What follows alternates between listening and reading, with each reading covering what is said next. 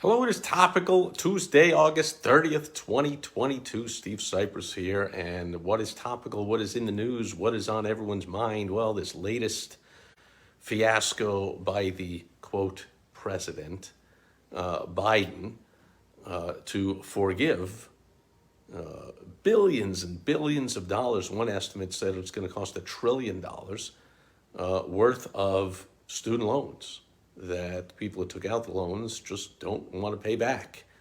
There's all kinds of questions and issues surrounding this. I'm not going to cover them all, but I'll cover a few.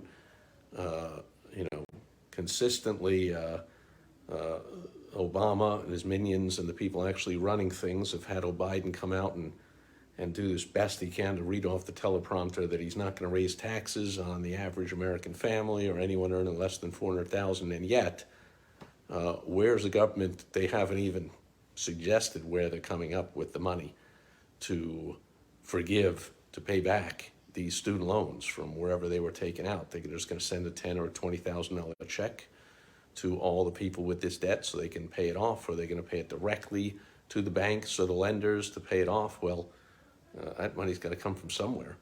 So if it's, $300-400 billion, like the estimates say, that's a couple of $1,000s per American taxpayer is going to go to. So my beautiful wife Michelle and I, that's $4,000 or $5,000 going out of our pockets to pay back the student loans of other people after we already paid back our student loans. What's up with that?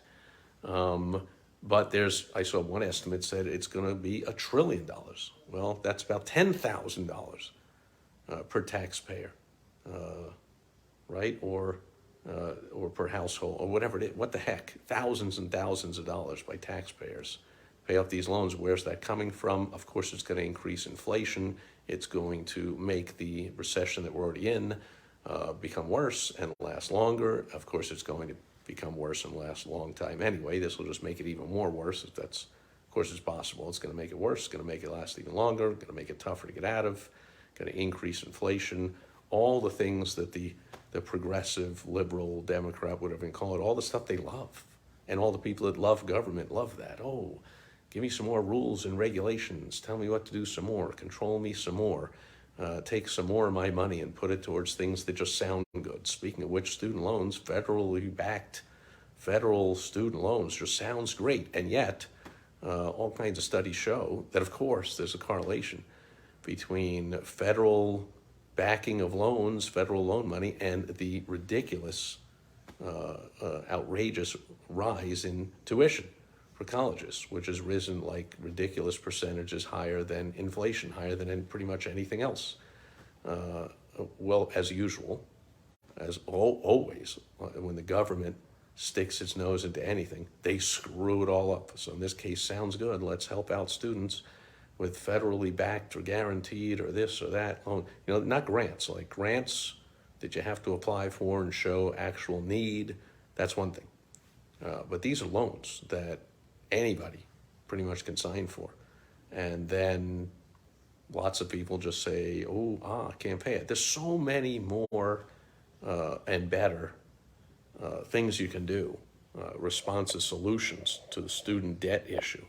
Sure, millions of American kids are saddled with debt from their student loans. There's lots of different things you can do to solve it, all kinds of things, and people are talking about all of them. One is you can extend some kind of a grace period, right? So it's toughest to pay back the student loans when you first graduate, and a lot of the times you haven't yet gotten a job in your chosen field, or you're working your way up, you're making the minimum, or you're working as a barista while you try and get a job in your chosen ridiculous liberal arts major that if there were no loans, if you had to actually pay for, you likely wouldn't take such a ridiculous non-translatable major. It doesn't translate into any money for you. Second of all, if the school had to be liable, that's another thing you can do. You can say, if somebody drops out, or if somebody doesn't get a job in their field or with their major, or isn't earning a certain amount by a certain time, the school has to repay some or all of the loan. Make them respond. Then you would see all these ridiculous majors go away, and you would see the schools start to really care about preparing people for the real world instead of just taking their money and all the nonsense that goes on. That's a couple of the solutions.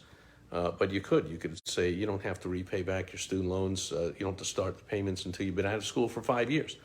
Give people a little time to get out of their parents' basement or off the couch and get a decent job and start putting some money away before now they're in a better earning position to repay those loans. A whole bunch of things you can do, but just saddling the American taxpayer with these loans. What about people that didn't go to college? What about people that paid off their loans? Like, this is just, it is rewarding bad behavior. It's just kind of crazy. But I'm okay with the forgiving loans. Just then you got to forgive other loans too. You got to forgive the people that came out of school and started a business and took out a loan, or had to buy tools and took out a loan, or went to a trade school or whatever it is, or took out a mortgage, or took out bought a commercial property or whatever. You gotta forgive all kinds of other loans. You don't just forgive one type of loan from one people. Second of all, I heard somebody say, "Oh, what about the PPP loans during the shutdowns?" Well, first of all, a few things about these PPP loans. Just the name of it, and as a business owner, and hopefully you are if you watch my video or reading this or listening to it or however you're getting this information, is you understand what the PPP loan was, right? It was the Payment Protection Program, I think it was technically called, which meant that I know they were constantly changing the rules, and they did 2 rounds of it. But I remember when it initially came out, if not all of it, almost all of it, the business owner had to show that it was going to payroll. It was the Payroll Protection Program, or something like that, the PPP. So what it meant is, by the way, biggest difference is college loans are taken voluntarily. I choose to go to college. I have other choices. When the shutdown hit, the government was like, "Hey, sorry, we had to shut you down because we're not following the science, and we want the pharmaceutical companies to make lots of money, and so we're just going to be anti-science, authoritarian, arbitrary, and shut everybody down. But since we shut your business down, no choice of your own. Once we come out of this thing, we want you to still have a business. So we're going to give you some money in the form of a loan that we're then going to forgive."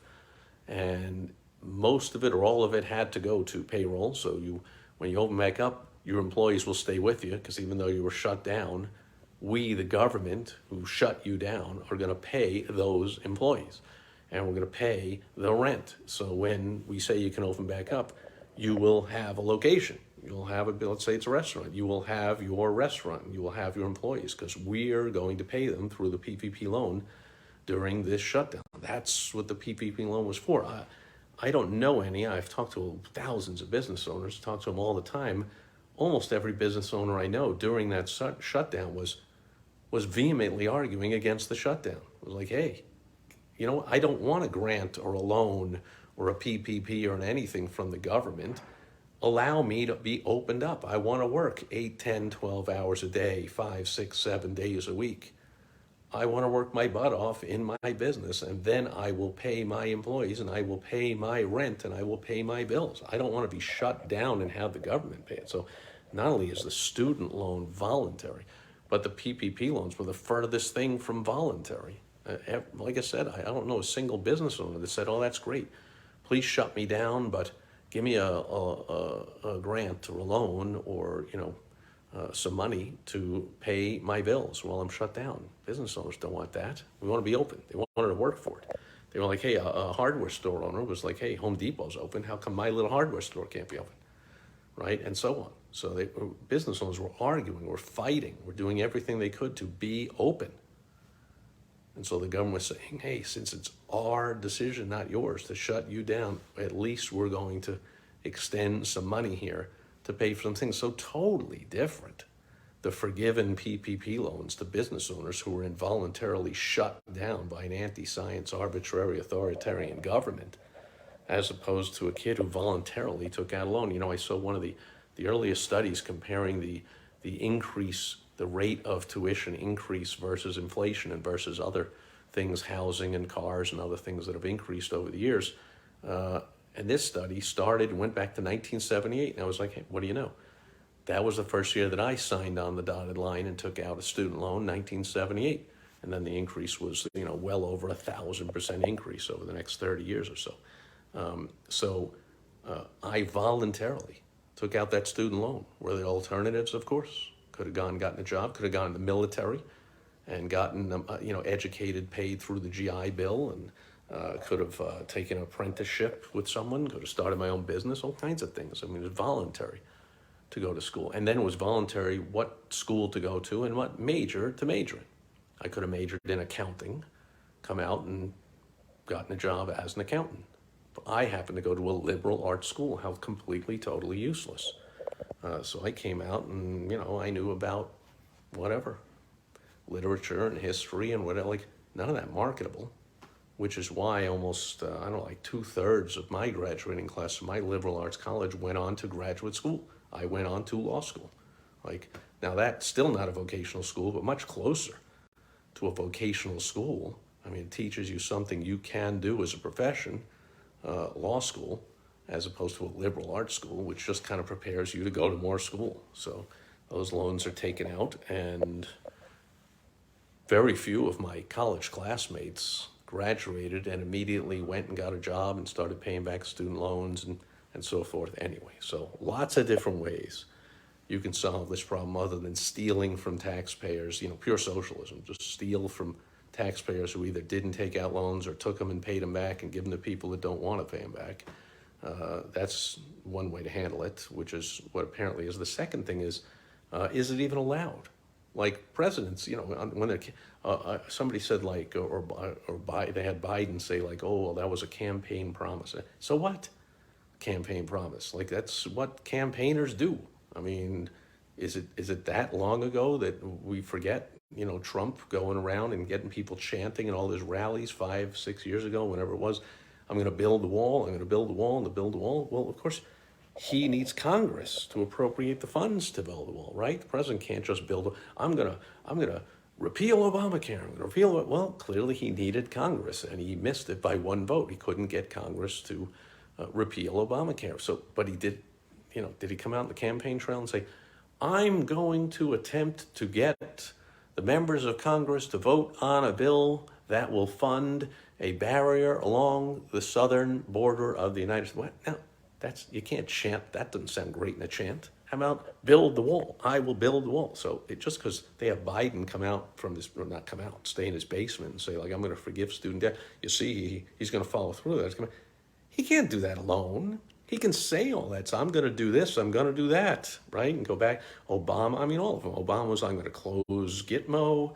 I'm going to end the war. I'm going to do. Presidents say all kinds of things that they can't unilaterally do. So legally, I'm not a member of the Supreme Court, but I'm pretty sure how they're going to rule if it has to get there. That if the president thinks with a stroke of a pen he can raise taxes on everybody and take money from some and give it, it's not. President can't do that. We have checks and balances. We have a system here. We have a republic we live in. It doesn't work that way. So. Can he legally do it? Not likely. Is it the right thing to do? Possibly, but if it is, then you got to forgive all kinds of other debts that would also be the right thing to do. Is it a smart move? No, not a smart move.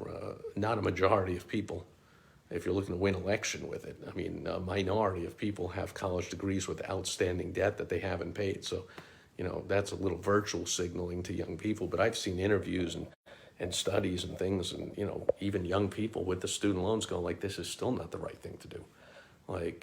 It's just not smart thing to do, to steal from the majority of people to give to a minority people who, unlike the PPP loans to businesses, they were not shut down. They were not forced to go to college and incur this debt. It was their choice. So not smart to slap in the face of everyone who did the right thing and repaid their loans, or said, I can't afford that. I don't want to even take out the loan. I'll just go start contributing to society earlier than 4 years from now, or 6 or 8 or 10 years from now, like the people that go to school So is it morally right? Not just for giving student debt, it is not. Is it legal for just the president to do with a stroke of a pen? Of course not. Is it politically smart thing to do?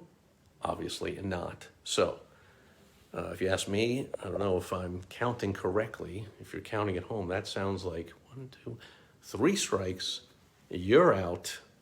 Not a good move. And that'll do it for Topical Tuesday, August 30th, 2022. Let me know what you think. Put a comment below wherever you're reading this, listening to it, watching it, or don't. Just enjoy it, don't enjoy it, love it, hate it, whatever. Follow me, subscribe, like, or don't, whatever you want to do.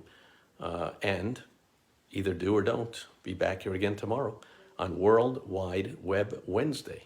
Over and out. Bye-bye.